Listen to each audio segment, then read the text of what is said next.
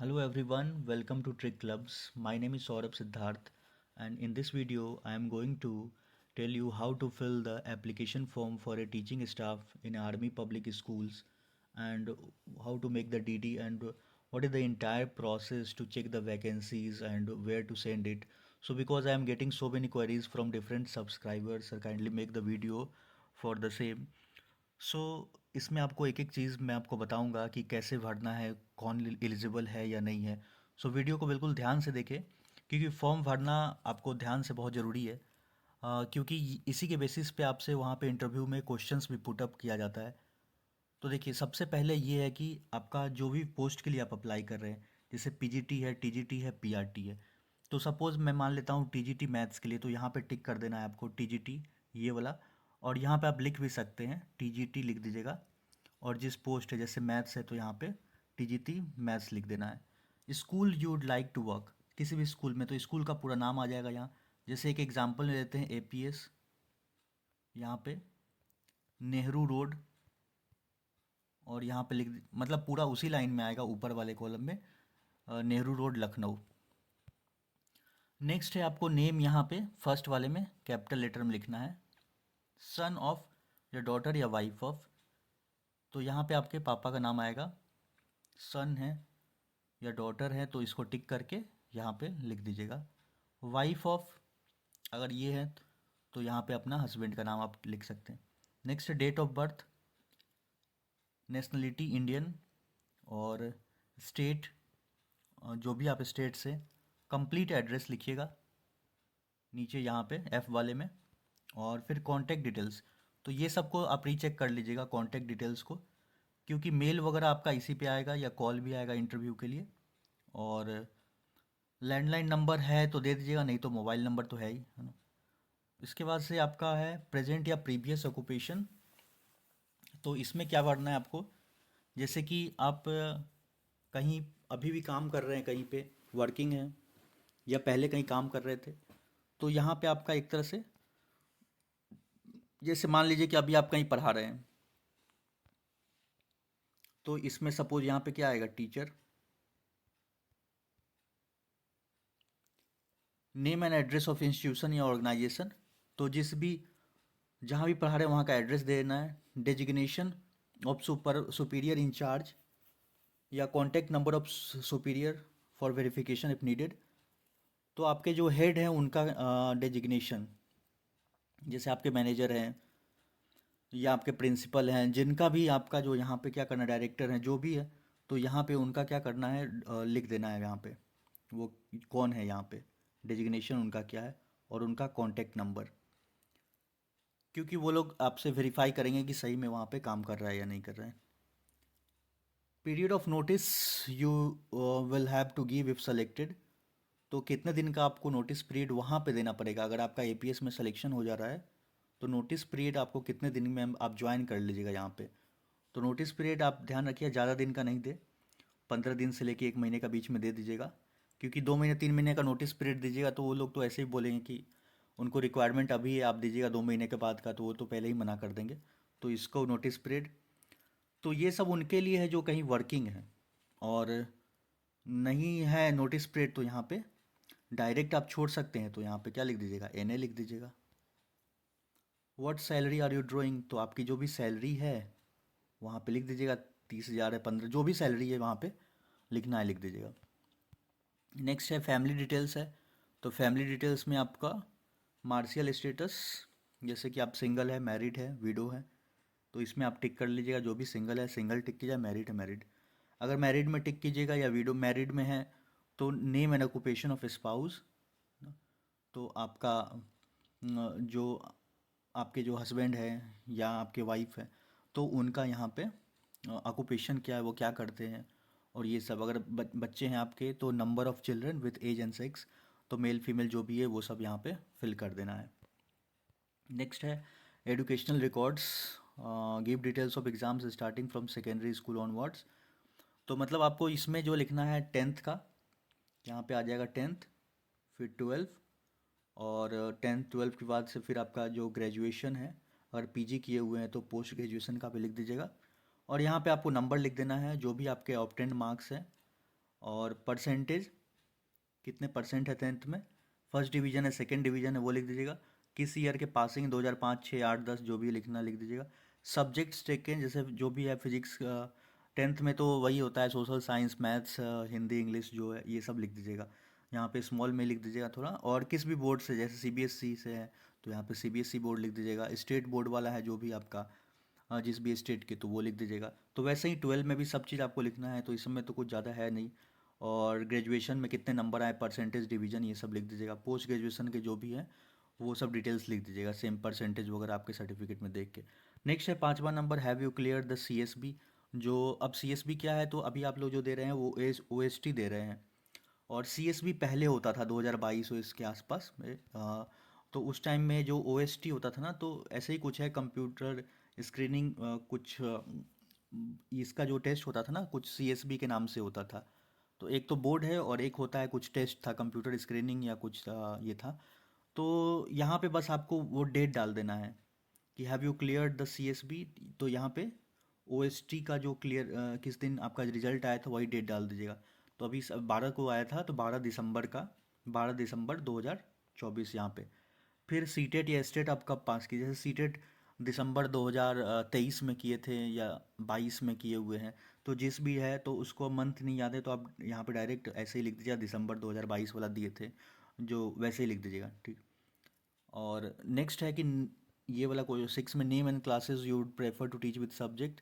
तो किस क्लास को आप पढ़ाना चाहते हैं, तो जैसे टीजीटी है तो 9 10 को पढ़ाना चाहेंगे, यहाँ पे लिखिएगा। पीजीटी है तो 11 12 को। और जैसे कि मैथ्स के लिए अप्लाई कर रहे हैं तो यहाँ पे सब्जेक्ट आप क्या पढ़ाना चाहेंगे, मैथ्स पढ़ाना चाहेंगे।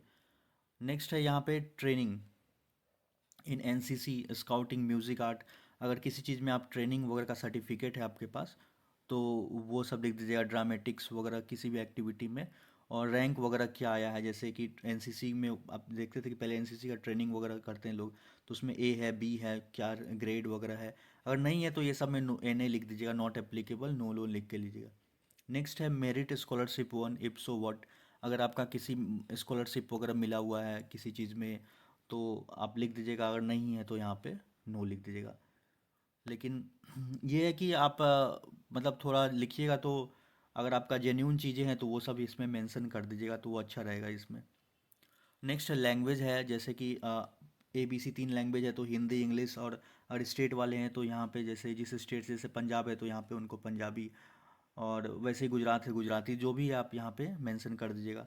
एनी बुक्स रिटन आर्टिकल्स, अगर कोई किताब वगैरह आप लिखे हुए हैं तो उसको भी यहाँ पे मेंशन कर दीजिए। और किस में अगर आपका किताब पब्लिश हुआ है तो लिख दीजिए किस मैगजीन में पब्लिश हुआ है, India today, times of India, जो इसमें भी पेपर वगैरह में कुछ भी पब्लिश हुआ है आर्टिकल वगैरह तो वो यहाँ पे मेंशन कर दीजिएगा। नेक्स्ट है आपका 11th में एक्सपीरियंस है। अगर आपके पास कुछ एक्सपीरियंस है तो ठीक है, नहीं है तो यहाँ पे सब में आपको यहाँ पे एन ए लिख देना है, नॉट एप्लीकेबल, ठीक है। एक्सपीरियंस है तो एक्सपीरियंस कैसे कि जैसे आप मान लीजिए टीजीटी के लिए अप्लाई करें तो ये वाले में टिक कीजिएगा। फ्रॉम टू, तो कब से कब तक पढ़ाए थे, जैसे 2000 जो भी डेट डाल दिया, जैसे 2020 से आप पढ़ाए थे और 2022 तक पढ़ाए यहाँ पे, तो किस कॉलेज में पढ़ाए और क्या सब्जेक्ट पढ़ाए, मैथ है तो मैथ ही पढ़ाए होंगे क्योंकि मैथ के लिए आप अप्लाई कर रहे हैं। और किस किस क्लास को पढ़ाए तो 9 10 यहाँ पे। कितने बच्चे हैं तो कुछ भी यहाँ पे डाल दिए, 30 40 अपने लगभग आइडिया में। टोटल एक्सपीरियंस, या एक्सपीरियंस है तो यहाँ 2 साल 1 साल जो भी है वो डाल दीजिए ईयर्स में। और aptitude subjects which you enjoy teaching most. तो आपको क्या अच्छा लगता है पढ़ाना, तो आप मैथ्स ही लिख दीजिएगा। जब मैथ्स के लिए अप्लाई कर रहे हैं, बायो के टीचर हैं तो बायो का लिखिएगा। अदर एरिया कल्चरल एक्टिविटीज़, तो कल्चरल एक्टिविटीज़ में आप जैसे कुछ और आपका इंटरेस्ट वगैरह कुछ है तो वो भी इसमें मेंशन कर सकते हैं। जैसे डांस हो गया, म्यूजिक हो गया, पेंटिंग हो गया, तो इसमें आप कुछ भी मेंशन कर दीजिएगा जो आपको आता है। ये नहीं कि कुछ भी मेंशन कर दिए और उससे रिलेटेड आपसे क्वेश्चन वहाँ पे पूछ दे इंटरव्यूअर तो आप उसमें ब्लैंक नहीं हो जाइए। मतलब ऐसा चीज़ें मेंशन कीजिए जो पूछे तो आप 2 3 लाइन उस पर, 2 4 लाइन 5 लाइन बोल सकते हैं कि आपका इंटरेस्ट या हॉबीज़, ये सब क्वेश्चन पुटअप करते हैं वहाँ पे, ये सब देख के ही। क्योंकि आपका ये जो एप्लीकेशन फॉर्म उनके पास रहेगा तो उसी के अकॉर्डिंग वो लोग पूछते भी हैं, उनका जो भी पैनल है। और नेक्स्ट है 13th वाले में, can you take a indoor या outdoor games with boys and girls. तो इंडोर बॉयज़ और आउटडोर, तो बॉयज़ के साथ आप इंडोर में क्या खेल सकते हैं स्कूल में, तो कैरम बोर्ड हो गया, चेस हो गया। और जो गेम्स हैं वो खेल सकते हैं। तो यहाँ पे कुछ भी मेंशन कर दीजिएगा जो आपको अच्छे से आता है, वो जो भी लिखिएगा तो उसके बारे में थोड़ा बहुत गूगल करके पढ़ भी लीजिएगा, उनके जो रूल्स वगैरह भी हैं। वैसे तो आता ही होगा बेसिक चीज़ें। और आउटडोर बॉयज़ के साथ क्या खेलते हैं, तो क्रिकेट वगैरह है, वॉलीबॉल, बास्केटबॉल, जो भी आपको आ, वो लिख सकते हैं। गर्ल्स के साथ इंडोर में भी आ, आप वही सब लिख सकते हैं, चेस हो गया। और इंडोर गेम्स स्कूल में जो होते हैं वो सब लिख सकते हैं। और गर्ल्स के साथ आउटडोर में खो खो हो गया, कबड्डी हो गया। तो अलग अलग चीज़ें जो आप स्कूल में कराते हैं। Which major games do you play? तो मेरा तो फेवरेट है volleyball.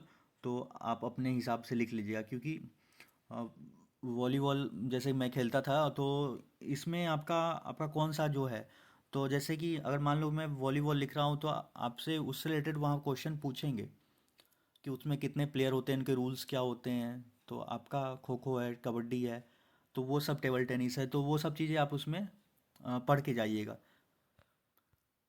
What kind of health do you keep? तो आप हेल्थ कैसा रखते हैं, तो यहाँ पे आप लिख सकते हैं कि कंप्लीटली फिट, या आप कुछ भी लिख सकते हैं, गुड हेल्थ है, एक्सीलेंट है। तो ये सब चीज़ें लिख सकते हैं। Do you need any medical treatment assistance for disease you suffering from?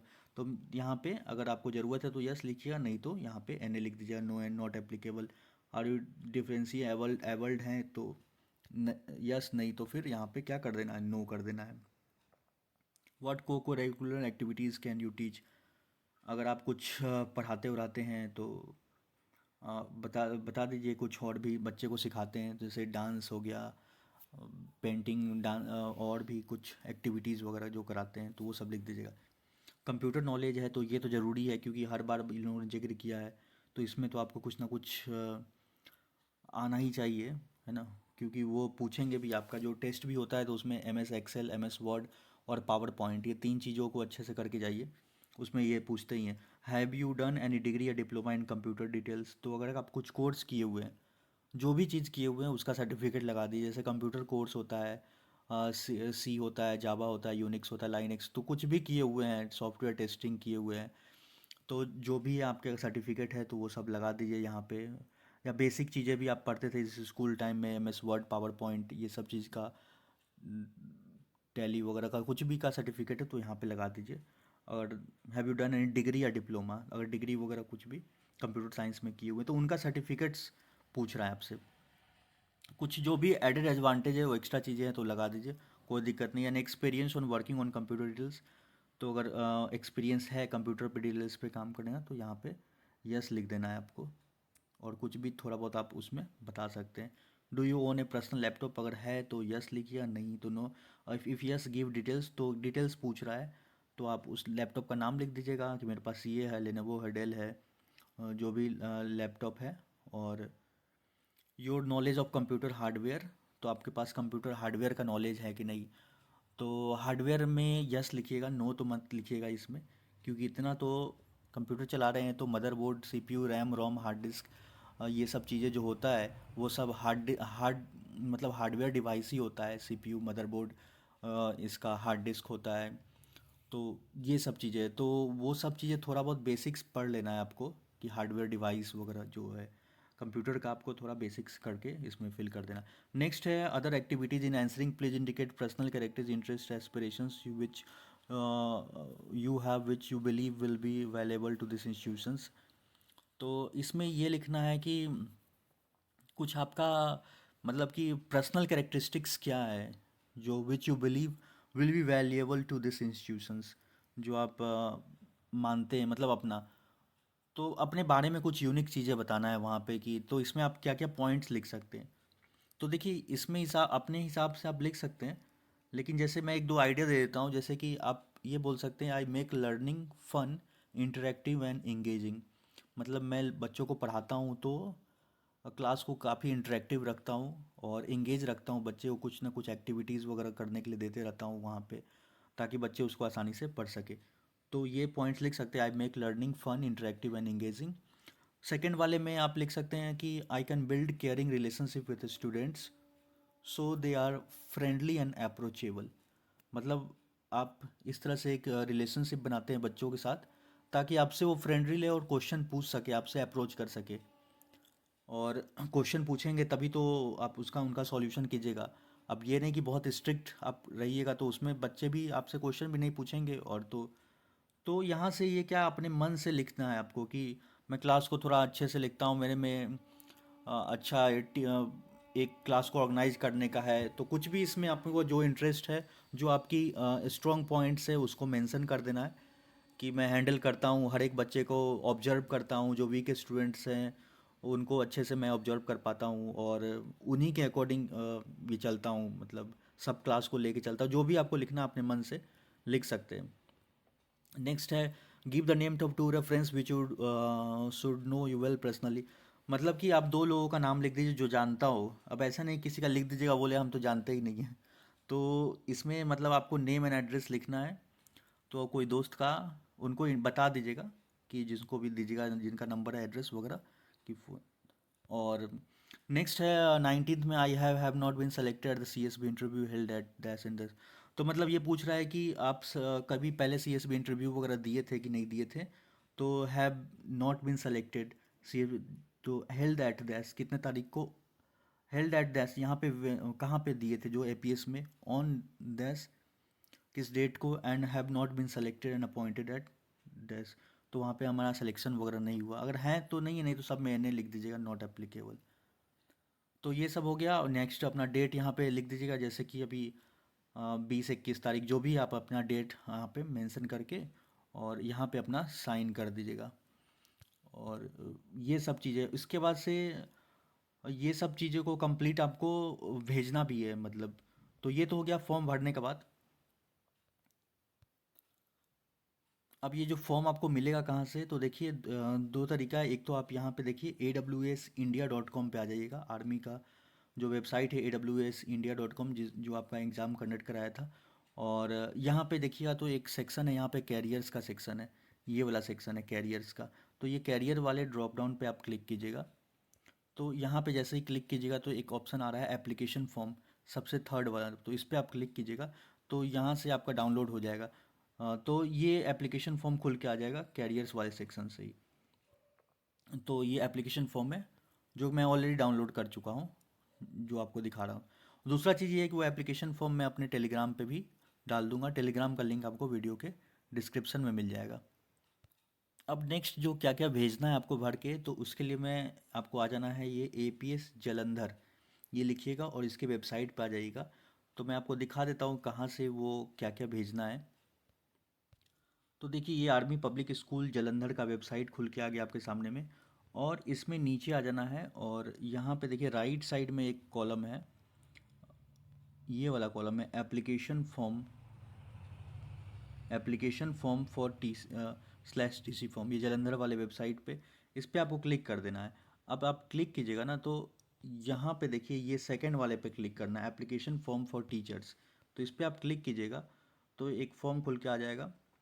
और ये जो फॉर्म है तो ये पहले का जो डला हुआ है उस पे, उसी वेबसाइट पे। और इसमें हालांकि सब सेम ही है। देखिए इसमें भी फॉर्मेट में लिखा हुआ है 10-12, ये सब का किस तरह से आपको मेंशन करना है। और इसमें मेन चीज़ जो बताने के लिए आपको लाया हूँ, यहाँ पे नीचे आइएगा स्क्रॉल करिएगा तो जो जो चीज़ मांगा गया है ये चीज़ें मैं अब आपको बताना चाह रहा हूँ। देखिए please download the print application form, तो एप्लीकेशन फॉर्म बता ही दिया आपको। All details at serial 1 personal data are mandatory, fill up in block capital letters में जो भरना था जैसे बता ही दिए। Paste recent coloured passport size photos, तो आपको एक फ़ोटो लगाना था वो आपको बता ही दिया। On the form and attach and one additional photograph on call letter, और and attach one additional photograph for call letter. तो उसमें जो आप भेजिएगा फॉर्म तो उसमें एक एक्स्ट्रा फ़ोटो भी रख दीजिएगा कॉल लेटर के लिए। नेक्स्ट है send by post, no applications, तो आपको ये पोस्ट से भेजना है। और डायरेक्ट स्कूल में शायद जाके भी जमा होता है, तो आप स्कूल अगर आसपास में तो वहाँ जाके भी आप जमा कर सकते हैं। नेक्स्ट है ये डीडी की बात है, तो डिमांड ड्राफ्ट है ये कहीं कहीं पे 100 रुपये का लग रहा है, कहीं 250 रुपये का लग रहा है। जैसे लखनऊ और ये सब स्कूल्स में लग रहा है 250 का। और बनारस वाले में शायद 100 रुपये का लग रहा है। तो वो आप एक बार देख लीजिएगा, कंफर्म कर लीजिएगा। और तो वो 250 का बनाना है, कहीं कहीं 100 रुपये बनाना है, और एक आध जगह तो आपका ऑनलाइन पेमेंट करना है, डीडी भी नहीं मांगा है, ऑनलाइन पेमेंट करके और उसका रिसिप्ट है वो भेजना है। शायद चांदी मंदिर और दागसाई वाले में है वो, तो वो देखना पड़ेगा। बाकी नेक्स्ट अब इसमें और क्या क्या लग रहा है यहाँ पे देखिए, 6 नंबर वाले पे आ जाइए। तो 6 नंबर पे देखिए 10th का आपको मार्क्स लिस्ट चाहिए। और यहाँ पे एक छोड़ दिया इन लोगों ने, 10th के बाद 12 भी लगेगा, क्योंकि 12 का सब भरवा रहे हैं, तो 10th के बाद 12 का भी चाहिए। फिर ग्रेजुएशन का चाहिए आपका, फिर ग्रेजुएशन का डिग्री भी लिखा हुआ है, मार्कशीट डिग्री। फिर बीएड का मार्क लिस्ट और बीएड की डिग्री। फिर सीएसबी कार्ड इफ़ क्लियर्ड। तो पहले आपका जो होता था वो बता ही दिया था कि सीएसबी एग्ज़ाम होता था, तो अगर आपके पास उसका स्कोर कार्ड है तो वो लगाइए। अभी तो आपके पास है ही ओएसटी का स्कोर कार्ड, तो उसका स्कोर कार्ड लगा दीजिएगा जो भी आपका है। सीटेट या स्टेट सर्टिफिकेट, तो जो 6 से 8 वाले जो अप्लाई करते हैं तो वो लोग सीटेट या जो भी आपके पास है, क्योंकि पीजीटी में सीटेट वगैरह होता नहीं है, तो जो भी ऐसा टीजीटी वगैरह के लिए जो अप्लाई कर रहे हैं तो सीटेट हो गया, या आप स्टेट वगैरह का जो सर्टिफिकेट है तो वो सब भी लगा दीजिएगा। हाँ, ये चीज़ ज़रूरी है, एक्सपीरियंस सर्टिफिकेट, क्योंकि एक्सपीरियंस सर्टिफिकेट जैसे कि कुछ भी आप काम किए हुए हैं कहीं भी, तो उनका कोई सर्टिफिकेट है तो उसका जीरोक्स वगैरह भी लगा दीजिएगा वहाँ पे, क्योंकि ये सब आपके लिए एक एडवांटेज है कि आप कहीं पे ऑलरेडी टीचर में वर्किंग है, आपके पास 2 साल 3 साल का एक्सपीरियंस है और वहाँ पे जा रहे हैं काम करने, तो एक प्लस पॉइंट है आपके इंटरव्यूअर को भी, क्योंकि वो भी आपसे इंटरव्यू करने से पहले थोड़ा, जैसे होता है ना, क्वेश्चन सोच समझ के पूछेगा आपसे। अगर तो ये सब चीज़ें हो कि ऑलरेडी ये लोग काम करके इतनी जगह आए हुए हैं एक अच्छे ऑर्गेनाइजेशन में, तो एक्सपीरियंस सर्टिफिकेट वगैरह, तो ये टोटल चीज़ें आप इसको लेके डीडी बता ही दिया। और ये सबको आपको पोस्ट कर देना है उनका एड्रेस, और एड्रेस सबका उसी पे रहता है, जैसे कि जो भी स्कूल का एड्रेस है तो उसके वेबसाइट पे ही रहता है ऊपर में, तो वहाँ पे आपको बाई पोस्ट कर देना है। देखिए डीडी कहाँ बनवाना है किस नाम से, तो वो सब आपके नोटिफिकेशंस में ही मिल जाएगा। अभी मैं आया हुआ हूँ देखिए एपीएस वाराणसी के वेबसाइट पे, और यहाँ पे आइएगा, देखिए राइट कॉर्नर में एक सेक्शन बना हुआ है नोटिस का, यहाँ पे दिख रहा हो आपको। नोटिस वाले पे जैसे ही क्लिक कीजिएगा तो सबसे ऊपर में एडवर्टीजमेंट है, CSB advertisement and eligibility for regular teaching post, तो इसको आप क्लिक करके डाउनलोड कर लीजिएगा। जैसे ही डाउनलोड कीजिएगा तो इसी पे एक नोटिफिकेशन आया हुआ है, और यहाँ पे ही देखिए किसके नाम से डीडी बनाना है आपको। इस वाले में आपको 100 रुपये का डीडी लग रहा है यहाँ पे, यहाँ पे देख लीजिए, ये वाला 100 रुपीज़ का डीडी बनवाना है। और किसके नाम से बनेगा, तो Army Public School New Cantt Allahabad, अगर इलाहाबाद के लिए अप्लाई कर रहे हैं तो in the favour of Army Public School New Cantt Allahabad, इसी के नाम से डीडी बनाना होगा। अगर आप वाराणसी के लिए अप्लाई कर रहे हैं तो आपको बनवाना होगा आर्मी पब्लिक स्कूल वाराणसी, और 100 रुपये का डीडी बनवाना है वाराणसी और इलाहाबाद के लिए। और लखनऊ वाले के लिए 250 रुपये का है। और इसमें कौन कौन एप्लीकेबल है तो ये भी बता देता हूँ शॉर्ट में आपको, कि जिनके भी 70 परसेंटाइल है वो तो वही लोग अप्लाई कर सकते हैं। एक सिंपल मैं आपको बता दूँ, क्योंकि वो लोग फ़िल्टर करने के लिए एक क्राइटेरिया लगाया गया है कि जो ओएसटी स्कोर कार्ड आया हुआ है, तो जिनका भी उसमें कितना होना चाहिए, valid is OST score card issued up to with 70 percentile, तो मिनिमम परसेंटाइल क्या बोल दिया है, 70 परसेंटाइल। और इसके अलावा कुछ कुछ जगहों पे बिना 70 परसेंटाइल वाले भी अप्लाई कर सकते हैं। तो यहाँ पे तो 70 मांगा है, लखनऊ वाले में भी 70 मांगे हुए हैं। और एपीएस दाग साई चांदी मंदिर, तो वहाँ पे 70 परसेंटाइल नहीं मांग रहा है, तो वहाँ पे जिनके कम भी हैं तो, या जो लोग ओएसटी क्लियर नहीं भी किए हुए हैं तो वो लोग भी फॉर्म सेंड कर सकते हैं। किशन है चांदी मंदिर एंड दाग साई का। और इसमें नीचे आइएगा तो आपको एक एलिजिबिलिटी क्राइटेरिया मिल जाएगा, नोट वाला पढ़िए आप यहाँ पे, पीजीटी, ये वाला पढ़िए, PGT TGT candidates have to be qualified in online screening test conducted by AWS with minimum raw score of 50% मांगा है यहाँ पे। तो पीजीटी टीजीटी कैंडिडेट्स वो एडब्ल्यूएस का जो टेस्ट हुआ था उसमें मिनिमम कम से कम रॉ स्कोर आपका 50% होना चाहिए। और आगे पढ़िए इसमें क्या लिखा है, if not appointed, if not, अगर आप नहीं क्वालिफाई किए हुए हैं एडब्ल्यूएस का, तो appointed candidates must qualify with 50% score with in 2 years of appointment. इसका मतलब आपका 50% भी नहीं आया है ऑनलाइन स्क्रीन टेस्ट में, फिर भी आप अप्लाई कर सकते हैं। लेकिन आपको 2 साल के अंदर में, जैसे आपकी जॉब लग जाती है वहाँ पे चांदी मंदिर ये सब में, तो 2 साल के अंदर में जो ओएसटी या स्कोर कार्ड एग्ज़ाम दे के आपको 50% लाना पड़ेगा। और TGT applicant should also be seated या state qualified with 60% as per law the post is transfer। तो ये बोल रहा है कि TGT applicant जो है वो सीटेड क्वालिफाई होना चाहिए 60% मार्क्स। और इस वाले में सीटेड वाले में क्या है, 60% मार्क्स आपका खोजता ही है। और ज्वाइनिंग के टाइम पे सीटेड आपका क्लियर होना चाहिए उस टाइम में, जैसे जब भी ज्वाइनिंग होगा तो सीटेड का आपसे 60% का सर्टिफिकेट मांगा जाएगा, जो TGT कैंडिडेट्स वगैरह हैं जो। और तो एक सैम्पल फॉर्म है, जो एप्लीकेशन फॉर्म है वो मैं टेलीग्राम पे डाल दे रहा हूँ, जो मैं खुद फिल किया हूँ। तो वो आप देख लीजिए, थोड़ा बहुत आइडिया आपको लग जाएगा, उसी हिसाब से फॉर्म फिल करके भेजिए। और जो चेकलिस्ट वगैरह है वो भी डाल दे रहा हूँ कि क्या क्या भेजना नहीं भेजना है। तो टेलीग्राम से जाके आप डाउनलोड कर लीजिए उसको। और जैसे भी और भी कहीं वैकेंसी आती है तो हमारे चैनल के थ्रू आपको अपडेट कर दिया जाएगा। सो हमारे चैनल को सब्सक्राइब नहीं किए, सब्सक्राइब कर ले, ताकि आने वाली वीडियो की आपको नोटिफिकेशंस मिल सके। So thank you for watching.